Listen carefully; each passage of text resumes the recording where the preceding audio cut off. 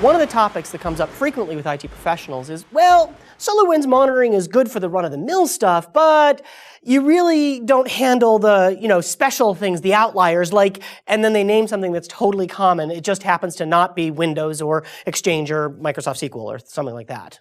Yeah, right. As if they're the only company that we've ever met running Informix or custom Java or, MySQL on Linux. Mm-hmm. Yeah, and it's not that those things are particularly unique. It's just that traditional monitoring vendors tend to overlook them unless they have a specialized app for it. Right. So in this session, what we're going to do is address monitoring those hard-to-reach places, the spot like right back there. Anyway, which might not be uncommon in your enterprise, but which we hear about frequently as sources of monitoring frustration. I'm Leon Adata, SolarWinds head geek, and with me today is head geek Patrick Hubbard, and also database performance evangelist Janis Griffin. Hey. Welcome to THWAC Camp. So we're just going to show off the SolarWinds tools that just monitor the stuff, right? We're just going to run down our stuff. Oh, no, not at all. As a senior DBA and a longtime Unix and Linux administrator, I can tell you there are so many tools out there that you can see the current state of these systems and or applications. In fact, many of the systems come with tools already built in. Yeah, and we've made this point before, both on SolarWinds Lab and last year at THWAC Camp 2015, is the differences between those built-in tools and third-party tools usually comes in things like granularity of measurement, persistence, and then the level of action that you can take on that information. Right, good points. Okay, so what I'd like to do then is break down each section by first showing the commands or built-in options that are available within the system or the application of the tool. Native tools? The native commands even. Awesome. Right. Then we're going to show another option which works well but might not be our top choice. And finally, we're going to show the best of breed that really gets you everything that you need. So how's that sound? That sounds good, but this is also going to give you a chance to totally geek out on Linux. Yeah, that was part of my plan. Okay, well then I might have to talk about Java. Oh, we'll let you. Fair. Let's talk about databases. All right, fair is fair. Wonderful. All right, so let's get started. All right, Leon. The first hard-to-reach place, not that I'm picking on you, Linux. Okay. Or maybe not really. Maybe not really? No, really Linux. Really Linux. Okay, so I'm going to jump in here. Okay. So again, we're going to start off with some built-in commands, and Linux has a plethora of them. I've got a screen up here, good old lab Ubuntu system. Of course, I wouldn't do anything else. And so there's a few different commands that are built in. The first one is some vaguely graphical commands. If you just have eyeballs on a screen, for example, you've got top. Top is going to give you, just what's running at the top of this of the processes. It's going to give you the number of the amount of memory and CPU that's being used. Process monitor, command line for Linux. Right, and it's built in. Now there's a few things that are a little more built in. For example, you have glances, which is a little bit more colorful version of top. Does pretty much the same thing. But it gives you a little bit more of a highlight. If you have errors down at the bottom, you're going to end up seeing some memory or CPU errors that come up. And then you have something that's a little bit more advanced than that, HTOP, which gives you, again, the top processes, but now you see things with a little thermometer bar at the top. You get memory and swap get called out graphically. And you got menus down at the bottom, so you can do searches and filtering and kill things like people too as well. And you can kill sessions, not people. We do not kill people. We kill processes. That's what we do here. So you've got that as well. So these are some fairly easy commands, but they do require that you have eyeballs staring at screens to know, even though you can do these remotely and things like that. Right. There are also some built-in commands that are good for, at the moment, like what's happening. SAR or systat, depending on what version of Linux or Unix you're using is there. So if I type, for example, SAR, give me the CPU values, give me 3 of them. So it's now checking the CPU 3 times to go look at that. I can do the same thing for memory, -R. And this will give me my memory information. So I can use SAR or systat. Now that's important because we're going to actually come back to that. Okay. So remember that, folks. So that is some of the built-in commands and also some of the utilities that you've got along the way. And handy for debugging one machine. Right, handy for debugging one. Again, you could script things, but really there's better ways to do this, obviously. So let's go ahead and get out of this telnet session, and let's go ahead and take a look. Now, I've got the same system up in monitoring, and one of the overlooked options that a lot of people don't realize is that if you have SAM, you have the real-time process monitor. It's still real-time. You're still eyeball staring at screens. And unlike the Windows monitor, it's not going to hammer the system right off the bat because, like with Top, you could actually have hundreds and hundreds of processes. So here, it's telling you how many are running. If you click Show All, you get all of them. Because that's that one time. Sometimes people forget that, especially when they sort by CPU allocation. Then they won't be in that place. Yeah. Right. So a couple of things. Still sort of interactive. But it's a good way to see what's going on right now. The thing I like about it, though, is you have the option to start monitoring. Now, what that means is that you'd be throwing that process into a template and be monitoring it on an ongoing basis. So that's the real-time process monitor. And that I would call your in-between. It would be in the same category as top and glances and what have you. It's not a command you have to issue, instantaneously. It's giving you an ongoing system, but you still have to watch it. Well, unless you do start monitoring, which allows you to then say, you know what, I do want to keep an eye on this over time, and then it'll take care of it. So, and that gives you something like this. This is a template for bind, a Linux-based, template. And it's looking at two things, really. First of all, it's making sure the process is running, and it's also at the same time collecting how much memory and CPU is being used by that process, which is always good. But it's also collecting the number of queries per second, and that's what this graph is showing us here. And it's even doing the queries for multiple elements there, the different domains, the recursion, and so on. So you've got a template, and we have a variety of Linux-specific templates, everything from bind and DHCP and cups, because printing is important. Printing is important. It matters.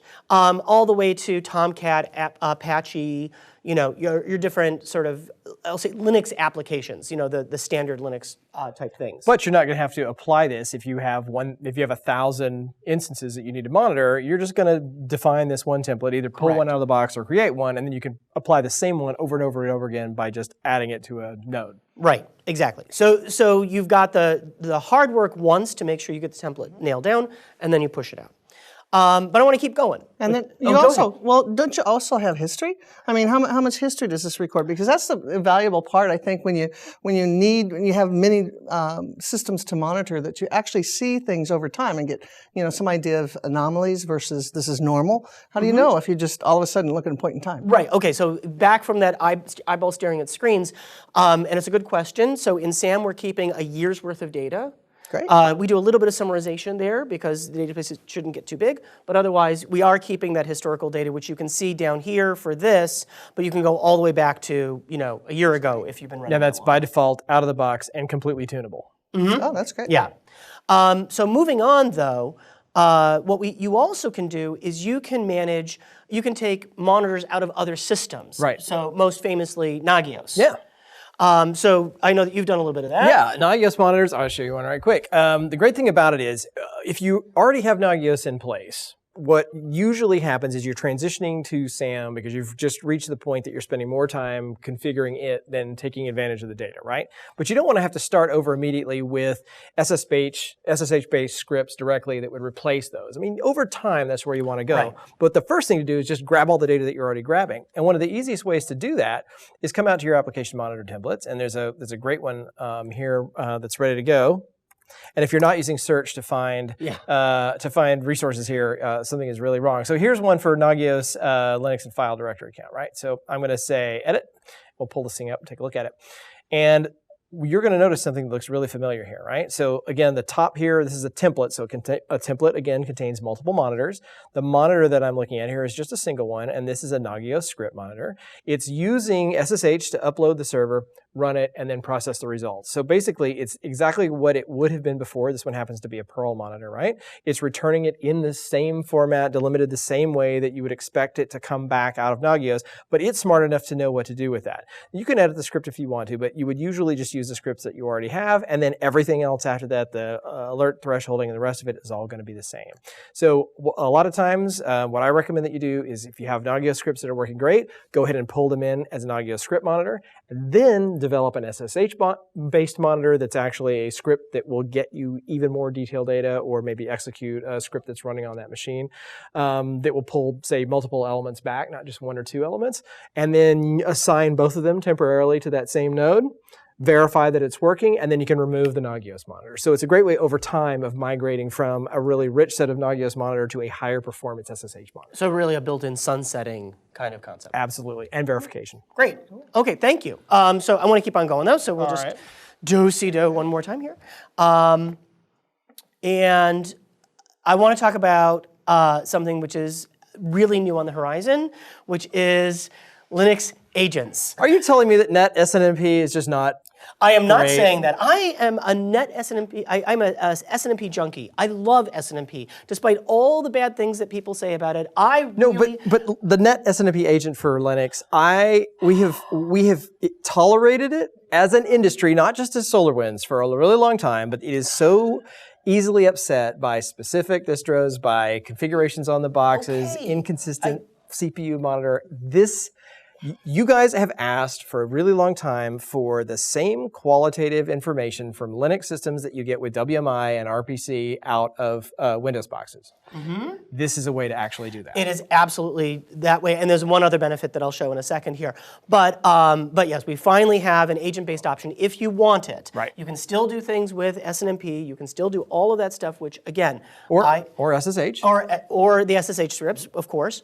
So the only thing I need to show on this screen is the fact that everything's the same, except for the polling method is agent right there. But otherwise, everything is most certainly not the same. Scroll back just a little bit here, and let's take a look at what we have here under hardware details. Yeah. Okay. So we've got chassis, we've got temperature, we've got CPU and memory, and it's automatically pulling all of that for me. These are not separate monitors that then all go to a monitor count, It is figuring all of this out for me. Fair enough. Okay. Yep, you're getting all your hardware and all the really good hardware stuff, like your memory modules and things like that. Right. Sorting out virtual versus physical and some other things that were a little harder to get out of the OIDs that were coming back from net SNMP. Good. So you're getting a few other things, but again, your CPU, your memory, all your counters are going to look the same. It's just coming from a local agent running it on top of that. But here's another thing. I want to show you this application, this Linux disk monitoring on Perl. Now, it doesn't sound like that would be difficult.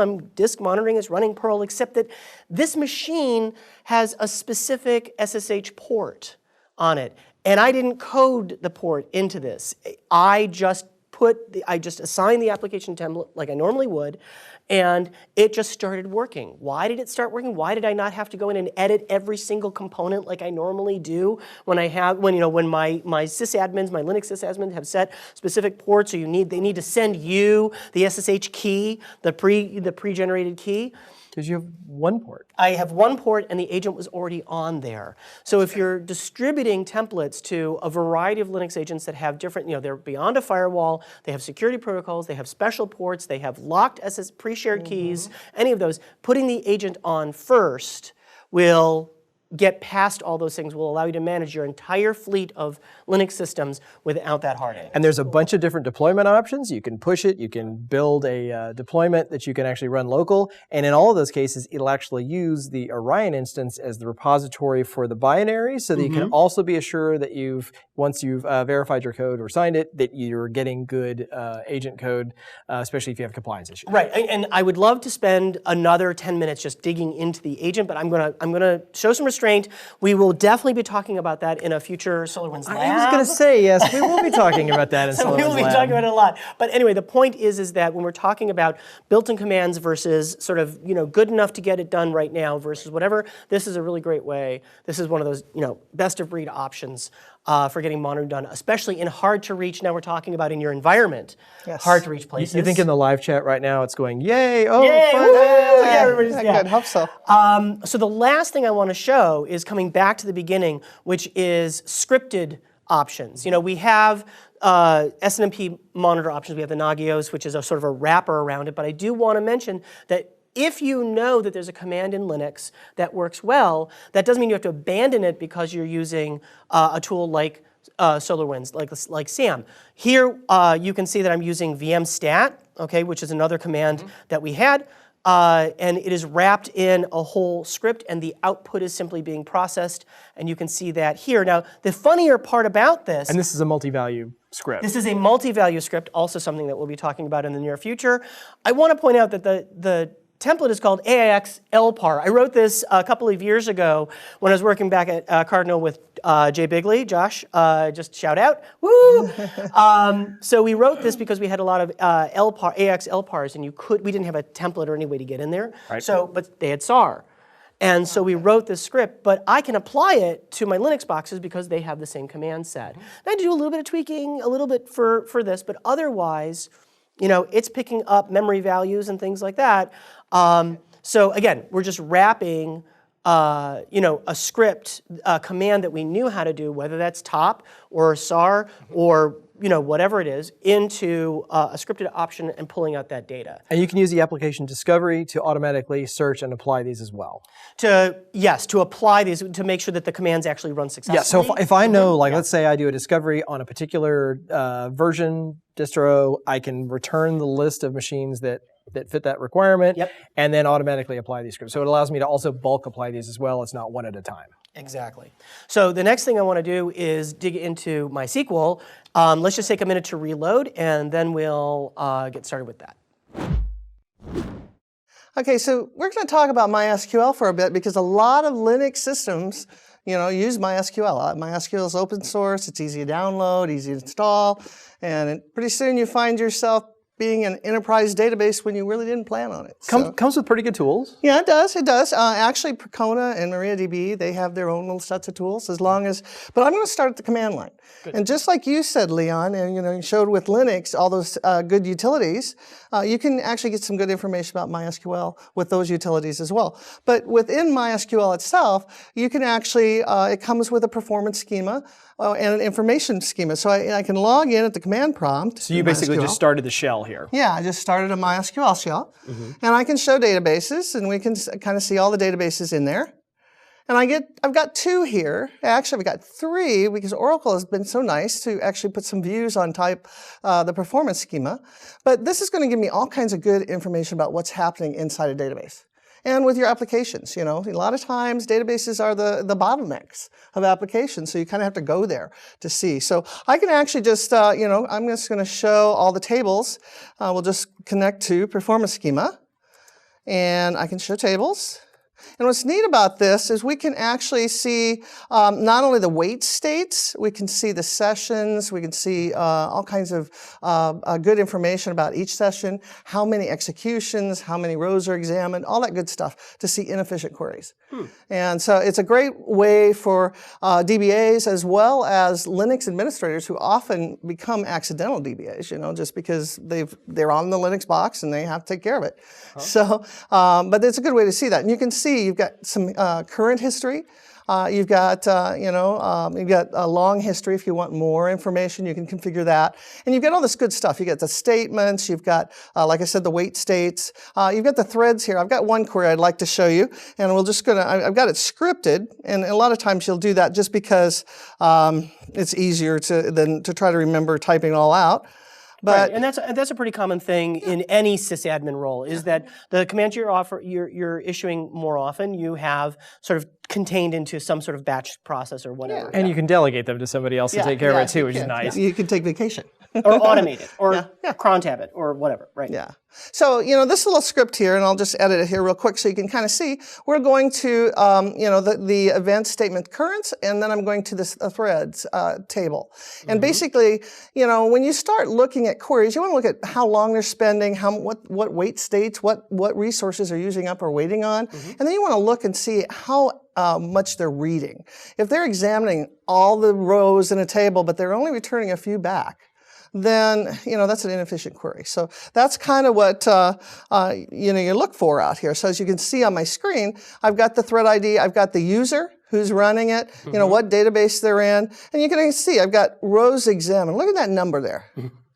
Look how many rows were actually sent back to the process. A lot of work for no result. No gain, right. So that's just a real quick way to use some of the local built-in tools just to quickly find where all your time is being spent for in your MySQL database. Now, the thing that comes with Oracle, so you can download their workbench, and I wanted to show you that real quick. I think I've got it right underneath there. This is not the workbench that I grew up with. I've been using MySQL for a really long time, and I can remember when this is a very different beast. Yeah, Oracle's come a long way with actually making this better and more useful. But you can see here you can get your service status. So I can get kind of a quick peek of okay, what is my NODB reads per second, writes per second, how many connections.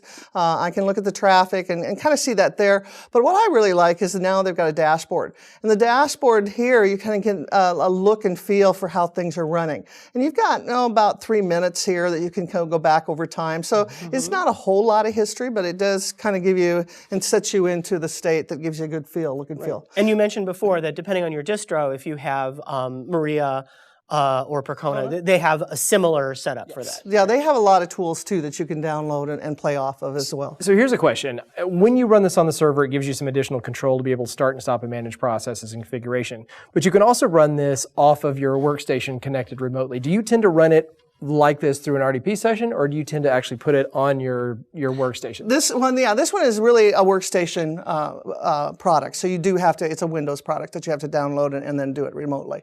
Or if you've actually installed MySQL on Windows, you can do that as well. But I'm remoted in here to the Linux box. Why would you ever? Oh, never mind. Keep going.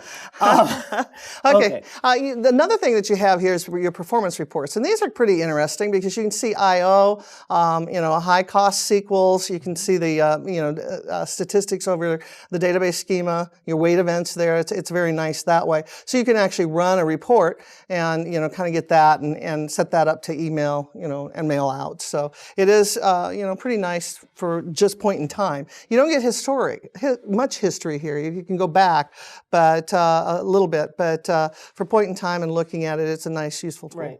And I want to mention that so we've got the command line options. We've got one sort of built-in desktop tool that's near real time that gives you a little bit of history, but not much. I'm just going to mention that there is, of course, a MySQL template built into SAM that is also available, but that works like all the rest of our templates. But I really think that where we want to go with this is we want to show, the best of breed. We want to talk about like when you really have to monitor your actual databases and you actually have to do this for your job. Like, what is it that you want to be seeing? Again, I'm not talking about a particular tool, although we may be mentioning that, but the fact is that you need to have an enterprise class solution, and these are not that. Especially if you don't want to be managing a database, but you have to.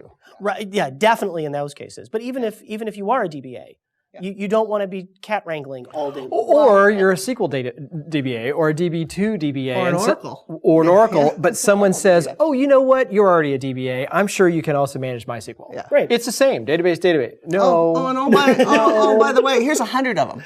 Can you just handle that? Handle that, So that's what becomes hard because when you have tools like these, they are mostly point in time. You have to focus in on a specific one. You can't do this kind of generic, triage.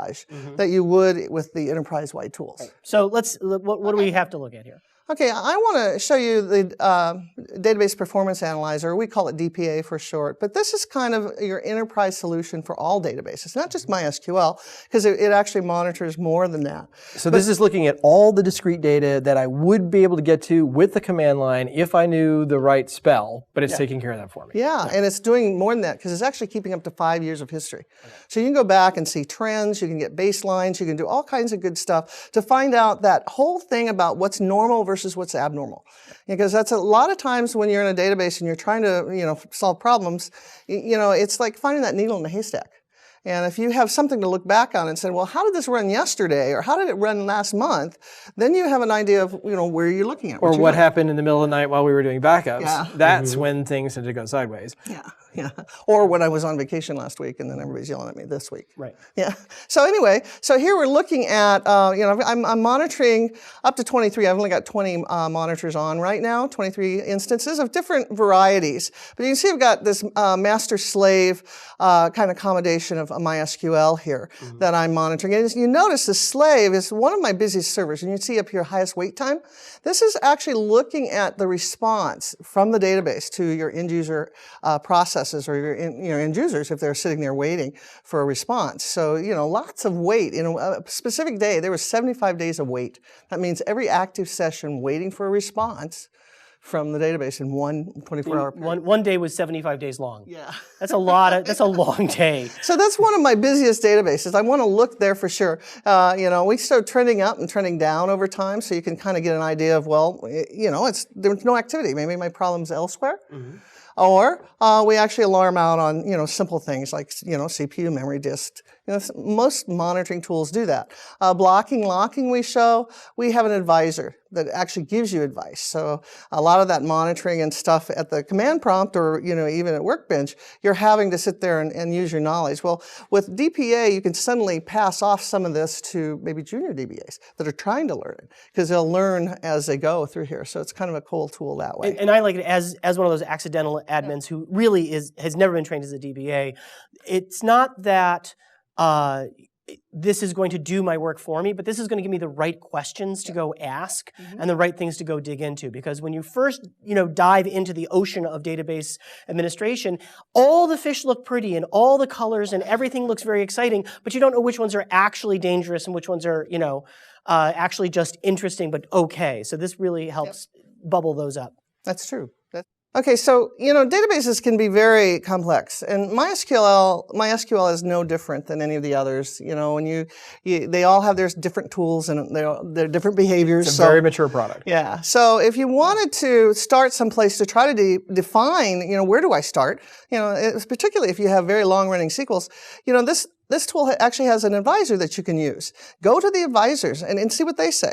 You can kind of see here, this one said it's spending over 100% of its time in sending data. Well, if you're an accidental DBA, you may not know what sending data means. So you can actually click into the advisor and get some good information. And not only that, you get to see the queries, you can see how much time it's taking up. This is almost 50% of the whole instance execution time in one query. So if I could fix that, I could give back. So I don't know. The advisors is a good place to start. Sending data, all of our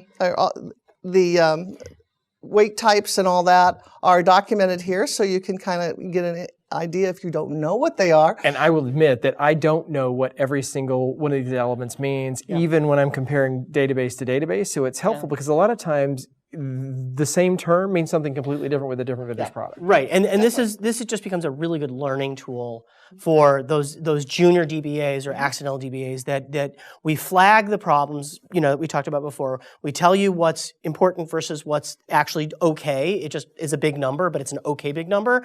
And then, here we help you dig down and understand the terms. And even if you have to go to somebody else, you've got the words. Yeah, well, most definitely. You can go here down to the supporting data and kind of see what it did up to a certain time. And you can ask for advice in this tool anywhere in it, which is kind of neat because a lot of times you'll get down into something and you're just not sure about. Just go to the advisor and it'll tell you times and everything else that you want to look at.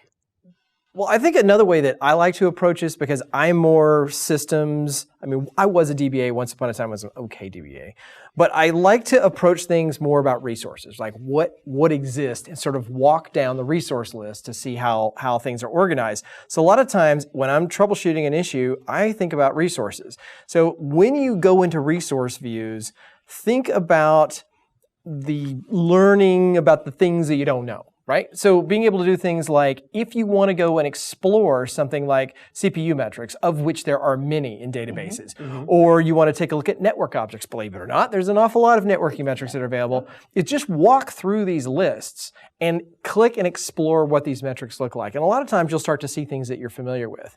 But the other thing is, to your point earlier, talking about being able to detect those changes, that something changed, right, on the network, is definitely look for event correlation. And this is, taking advantage of the VM plugin, but how many times does vMotion do what it's supposed to do, but with maybe a not exactly perfect unintended consequences? Right? And it decides we need to move this database, and then here I can say, oh, you know what? I now have a lot more. My performance of my queries has gone down. Yes, there was a phantom move in the background. So thinking about events as a part of what's going on in a database is really, really important, and then correlating that back with with each of the resources that might be driving that. So the interesting thing about this is that MySQL is one of those hard-to-reach places that we hear about, but everything that we just did applies to another database that we hear about sometimes as far as, this is a challenging thing for us to monitor, which is Oracle. But it seems to me that Oracle should support command line. It should support a workbench. I mean, a lot of this should carry over, right?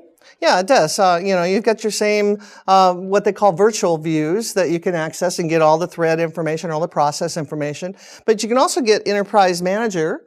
And if you buy the tuning and diagnostic packs, you can get the same information we're showing here in our tool. So there's functionally there's no difference, but I definitely want to see what Oracle has to show us, on the screen. Okay, yeah, so here's the same look and feel because we were just in, the MySQL database, but I can also monitor many different types. And so this happens to be a 12C database. So I've got a container database here that has multiple databases within, and I'm monitoring all of them right here. So it's just a real quick way to see it. You can monitor, if you've got real application clusters or Exadata, it has all that good information in there to actually see. But you can click in here and get the same look and feel that you did with MySQL. You can get the advisors, you can correlate with the resources if you're more into resource instead of weight analytics, but you get all that good information and actually see that whole 5 years of, again, finding out what's normal versus what's not normal. Right, and the same thing should carry over for, I don't know, Informix, Sybase, or now DB2. SAP, DB2, yep. Right, not to start a religious war. We're not saying which one is better. We're just saying that none of them are actually that hard to reach. No, right, and monitoring and managing, again, because we're talking about monitoring these hard to reach places, it shouldn't require what a term you coined, which was swivel chair integration. I wish I had coined it. I've just resurrected it. Okay, well, I love it, and I keep using it, but the idea that I have all these different screens that I have to use and then mentally integrate everything, here you've got everything in one place. Well, and the other thing too is when you focus on single dashboards, it allows you to just learn the differences between applications, right? Yeah. So the fundamentals that you learn, like you become let's say a pretty decent SQL Server administrator. Maybe this isn't fair to compare SQL and MySQL, but then you put them side by side in one tool, any tool, ours or anybody's. It makes it easier to figure out the differences when you learn those new named metrics, when you learn the differences about the way that they handle wait times or latching or something else. So you can almost, by choosing a common tool, you can morph your knowledge about one into one that you've accidentally ended up having to manage. When a manager says, oh, that's a database, it's the same, I'm sure you won't have any problem with it. Right. All right. So this covers databases, again, especially the ones that we hear about a lot at conventions. But there's one more hard-to-reach place, and that's monitoring, believe it or not, monitoring Java.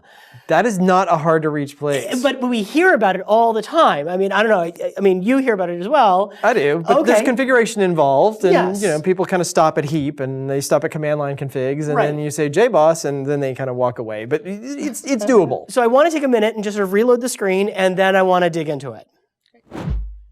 So with monitoring Java, I think it's worth mentioning that all of the command line tools that you can do ps-ef, you can monitor your processes, like that all exists, right? And then there's also a lot of logs. There's a ton of logs. There's a ton of logs, and you can do your typical log file monitoring. In fact, there's actually, I guess there's log file adapters for J. Yep. So log4j? Yeah, log4j, or maybe you want to use one of the log4j adapters and kick it up to Papertrail. So we've got that also. So those all exist, and we don't want to ignore that they exist. But this is, again, what can we do hands-on, what's built into the tool. And one of the first things you told me about was JConsole. Yeah. So I wanted to take a quick look at that. Yeah, JConsole, as we're looking here, is basically comes with the installation. So you can just go to the JRE directory and connect. And you can see my connect string here. We're actually, DPA is a Java tool, a Java-based application. So I can actually get some good information about different applications in Java. And what this is showing me is the overview of it. And I can see my heap memory usage. I can see all my classes, the number of them. I can see the number of threads. That's important because if you've got memory leaks and you keep getting more threads and more threads. That should be a stable number. So you are eating a memory there, and your CPU usage. So you get that first screen. You get quite a bit of information. You can also you can look deep dive into the memory and look at the threads more and go on and so forth about that. But it's a great first point in time tool to actually do any debugging, I guess, if you're having issues. It's Task Manager for Java. Yeah. Yep. There you go. Now, it's not recording history. No, it isn't. It's not real time. Right. I mean, it's real time. It's not have any history at all. So you don't have a baseline or anything. You've got to sit here and look at it. Right. Okay. So taking that to the next step, within SAM, we have a JMX monitor. We have a component that will pick up JMX. So I want to take a quick look there. Don't move. Okay. It's just a quick thing here. But here what you see is that we've got, I threw together a template, also pointing at our DPA server. It was just what we had at hand. And you can see we're collecting a few different JMX monitors here for the same thing, for heap size and stuff like that. So for example, tell me a little bit about what these are showing us in terms of DPA as an application. So you can see your heap memory usage and see if it's growing. You can actually get some information about your garbage collectors too. It could be growing by leaps and bounds, and just to control memory as a whole in a Java environment. You've got here execution time and your min, max, and averages, so you can kind of see how it's performing as well. Right, and what I learned from putting this together, because I'm not a Java guy, is that unlike maybe some of the shrink wrap applications that you have, like SharePoint or Exchange or whatever, where you can pretty much throw our monitoring at it and start to get back data, you have to understand your Java application. You have to have a sense of these are the important counters, the important elements of it, as the application was written, because it's a custom application. A custom application, or it's running an application server container. Right. So you have to have a little bit more awareness of what's going on. I couldn't really set this up until you were sitting next to me and saying, yeah, we don't care about this one, we don't care about this one, we don't care about that's a good one. Okay, but let me untangle JMX just a little bit. Okay. Let's set up one from scratch. I'll show you sort of the difference of the way it works, and we'll use JBoss as an example. I'd love to. Okay. So remember, and we didn't really talk about it that much, but when we talk about JMX, if you're a Java admin, just, I'll get through this in a couple minutes, ignore me. You already know what I'm about to say. But if you think about what WMI is, right? And the WMI libraries of metrics that are organized in a way into containers so that you have applications that spit out common types of data. JMX is an attempt to do that for Java, right? So it's Java management extensions, and the way that it works is in your example where you connected directly to the main JVM, right? You were not necessarily using a lot of JMX. If an application exposes a JMS management framework, it'll expose a set of classes as mbeans, and you'll see those in a minute here, right? So management beans. And then those classes have attributes. So all you're really doing is giving it a few things. You're giving it a port to connect to, the JMX server port. And one of the things people forget about with JMX is that you need to turn it on in your applications. And that's where a lot of times you get lost. And there's actually some thwack articles out there that will walk you through how to do that to make, whether it's just enabling it for a JVM itself or a particular application. When you get into something like JBoss, or IBM WebSphere, or one of the other containers, now you have multiple levels, right? You've got the server itself, then you have the container that's managing the different applications that are running on it, and then the layer below that is the individual applications. And the great thing is that if they're enabled correctly, and for the most part, especially like with JBoss and the rest of it, there's a certain default level that are exposed on a port, you can connect right to them with a common set of attributes, and a lot of these templates actually ship out of the box with SAM, but finding additional ones or building them is pretty straightforward, and Google is your friend, and for just about any application that has any sort of decent monitoring for Java, they're available. And so when you look at things like, so again, this is JBoss. So we're combining both the Java, the JVM specific metrics along with JBoss specific, right? So if I go in here and I look, for example, at JVM heap size, right? So this is basically just the integer size and bytes of how much the heap is consuming. Right, I've got a port number, that's the network port that it's connecting to. It's giving a URL path that it's expecting, like the server actually, like WMI, where there's different namespaces. That's basically the namespace where it finds it. And then it's going to give me an object name. I'm going to give it the type. So in this case, it's Java-lang type memory. So that's the memory, the mbean object that it's expecting, and the attribute that it's going to be connecting to is heap memory usage. So that one is based on the JVM itself, right? The core of the Java machine in JBoss. But if you the core of the encapsulated Java machine. But then if I go to free memory, well, this is now going to be something specific to JBoss itself, right? So if I look at this one, it's the same management port. It's putting it on the same URL, and again, you can do RMI or IOP, but it's the object name is different, right? So the class here is JBoss system. So it's a JBoss specific class. That's its type, and the type then, so it's a part of that package. The type is server info, and then the attribute name is free memory. And so for just about any application, they will expose what those object names and types are, so you can map those attributes in if it's one that's not included in the template. And then they look like any other monitor after that, so you'll have statistic thresholds. If it's one that supports Warn or some of the other attributes, it'll be listed there, and then you could do dynamic thresholds and everything else just normally like anything else. And that lets you do things like put them side by side. So for example, if you have a Windows server that happens to be running JBoss, you can actually build the monitors for the server instance itself, any other processes that maybe make up that application, along with the application containers that are installed on JBoss, and JBoss itself is a simple template, and then apply that to as many machines as you want, you can. Or you migrate that over to Linux. You just transform the template to monitor the Linux instance that it's running on and any other containers, and pull all that data in. So JMX is incredibly flexible. It's been a part of SAM forever. Just spend a little bit of time on Google getting those type classes, and you can monitor anything with JMX. And I'll also say that one of the things I discovered from putting that template together was that, I used the SAM wizard. There's a JMX wizard. So if you're out there worrying about how am I going to know all these things, the JMX wizard will actually, once you make the connection to the system, give you a list of all of those hierarchical elements that you can then go through and pick which ones you want. Great. Yeah. So you don't have to know everything off the top of your head. No. It's there. We can get you to it. It's named, and it engages and invites you to explore what is actually exposed on that system. Right. So, Java is clearly not a hard to reach place. It is not a hard to reach place. It's a different place. Yes. It has its own theories, but it is not a hard to reach place. Not at all. So I think we have demonstrated that not only is it possible to monitor an awful lot of things that people say we don't monitor. Monitor all the things. Monitor all the things, but it actually was pretty straightforward. I mean, do you really think that after this session that they're still going to say that those hard to reach places are something that are just impossible, like Linux and SQL and Oracle and everything else? Probably. What? Well, for good reasons. People's environments and requirements are always changing. They're changing constantly. So the folks that are needing this stuff tomorrow may not know it today. So tomorrow when it comes up, they'll be trying to catch up. Okay, well, fair, and it's good that we're recording this for posterity then. Absolutely. And the other thing is we've empowered you guys to actually go out and spread the gospel of monitoring glory. Hallelujah! So that maybe, just maybe, some of these newcomers, people who are just coming to Thwack or just coming to the products, will be able to start off with deep monitoring of a wide variety of applications with no heartburn. Well, we can only hope. So, Patrick, Janis, thank you so much for coming on today.